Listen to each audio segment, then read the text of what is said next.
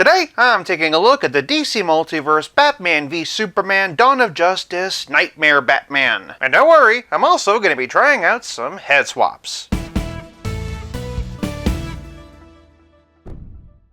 Welcome to 5 Points of Articulation. Starting with the packaging, and it's one of those Batman v Superman boxes I like. I say that because for one thing, they're just a lot less cluttered than previous movie boxes. I also like the colorful movie-specific spine, along with the movie-specific branding, and the promotional image on the back, as opposed to artwork inspired by it. For those dreaming of finding their Knightmare Batman in store, here's the UPC. And for packaging, this Batfleck gets 5 points. Moving on to presentation, a Knightmare Batman stands at about 7 inches, or 17 3/4 centimeters, and understandably takes some tooling from the Dawn of Justice figure. The heads are exactly the same, though this Bruce has a bit more of a 5 o'clock shadow. Otherwise, the torsos are the same, but in place of a cape, Batman has his scarf. The paint job on that torso is a lot warmer, and I do like the shading in the muscles. It does a much better way of helping them to stand out than this one does. He's also got the same utility belt, but unlike the Dawn of Justice figure, it's solid black instead of gold. There's another sneaky bit of reuse in here, but I have to warn you, once I show it to you, you'll never be able to unsee it. The forearms. That's right, even though his jacket is a different texture, they just use the forearms as is. On the one hand, it makes sense since the gloves are the same, and because of the color you'll barely notice it, but like I said, once you see it, the boots understandably are the same as well. Otherwise, the legs and diaper appear to be totally new. There are some straps and paneling in there, as well as a bit of painted detail, but of course I'm sure it could have benefited from more. The main thing is the trench coat. I'm not entirely sure what about the Apocalypse made Batman go the Columbo route. Quick, which one is the glass eye? I will say that, as usual, McFarlane did a great job of texturing it, forearm reuse notwithstanding. Flipping around back, we get more of that. I do like all the wrinkles and tugs, and I do really appreciate the fact that they did go in and paint some dirtiness around the bottom. Same thing with the inside. In that regard, there are a lot of little details that did go unpainted. Things like the gold fins on the gloves, or the gold detailing of the belt. I think that one of the things that's making me feel more critical are just all of the amazing customs I've seen over the years. But as a mass-produced factory figure, I do still think that this is fairly decent. And for a customizer who wants to go in and add some more painted detail, it could be pretty great. Docking him for those forearms and for some missed painted opportunities. For presentation, I'm giving Batfleck an okay 3 points. Moving on to posability, and the one question I'm sure a lot of you are asking is how that trench coat affects articulation. From the top, and this Batfleck's head is on a dumbbell joint. He can look up this high, which I'm very pleased with. Here he is looking straight, and here he is bearing the chin being sad fleck. Here he is recreating my reaction to seeing Jared Leto's Joker in the epilogue of the Snyder Cut, and of course he can look side to side. Moving on down, and unfortunately we don't get a full 90-degree arm raise. No rotator cuff, but he still does get some forward and back. He does, however, get full rotation. Naturally, we have bicep swivel, double jointed elbow with a very deep bend, and wrist balls that can swivel and hinge either up and down or side to side. Moving to the middle, and Batman has a diaphragm joint and a dumbbell waist. But again, the question of the hour is this coat. Alas, he can only arch back this far. As a reminder, this is standing straight, but he can hunch forward this far, which for a DC Multiverse is really good. He also gets side to side, but if you want to maximize that, you've got to kind of bend him away from the coat and twist. Below the double belt, and Batman has the typical McFarlane hips. He can only kick this high, but he can split this wide. Fair amount of twist in the hip. Additionally, the double knee is nice and deep, but the coat does naturally get a bit in the way. And then moving all the way down, Batman has toe articulation and McFarlane ankle balls that can swivel, hinge, and like Bruce Wayne from Batman to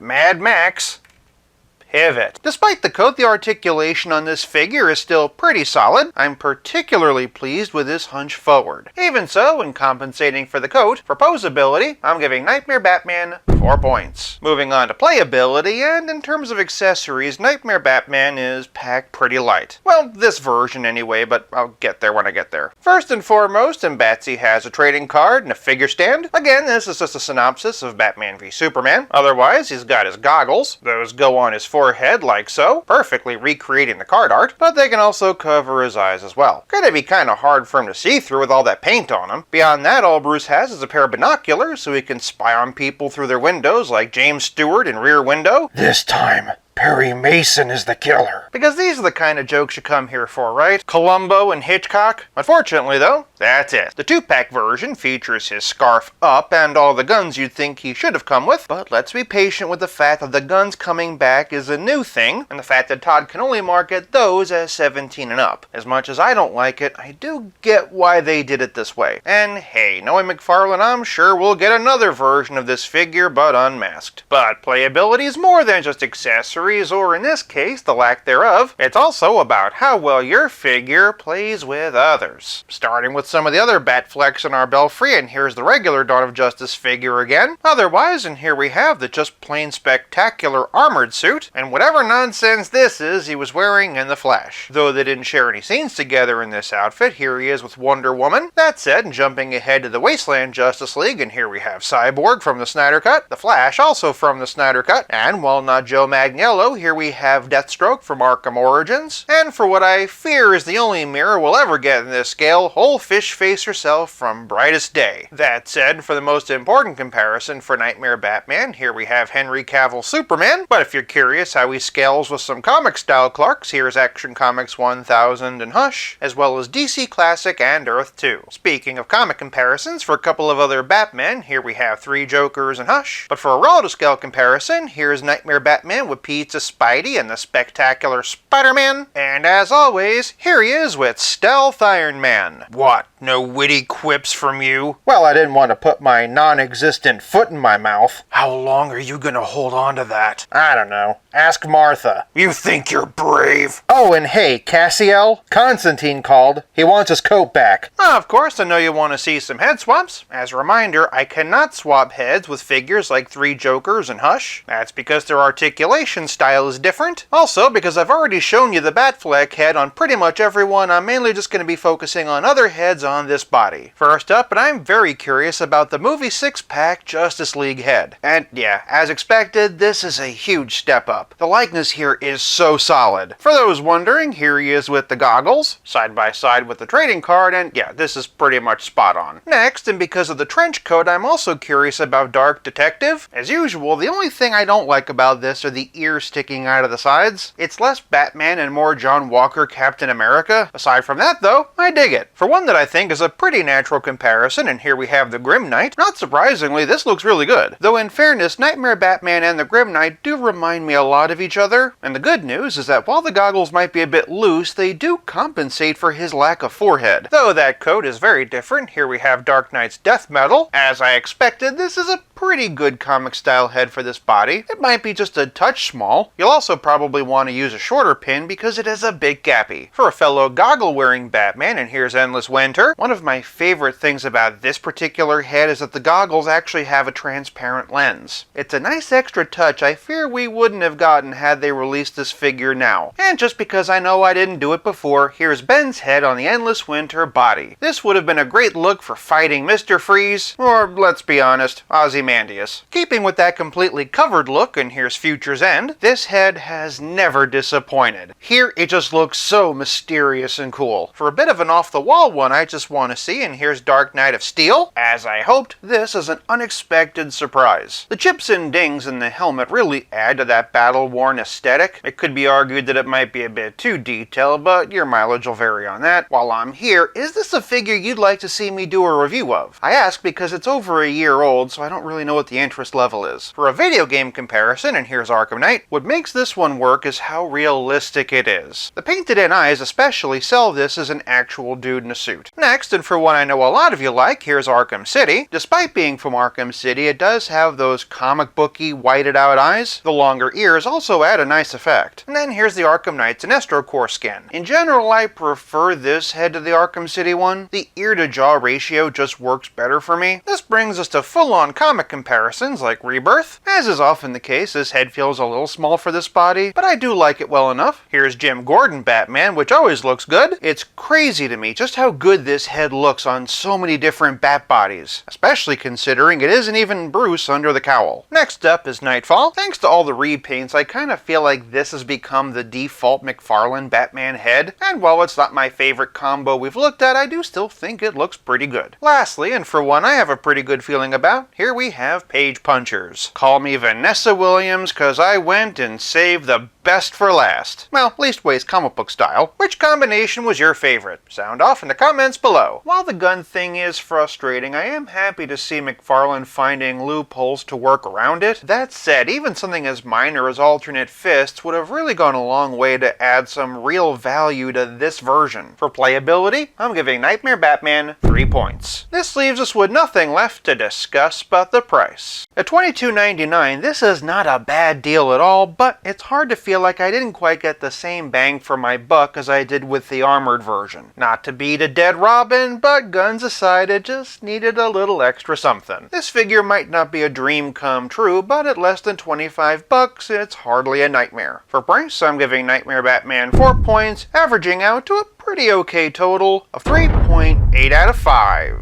For more Ben Affleck Batman, check out one of these, and until next time, play nice and have fun.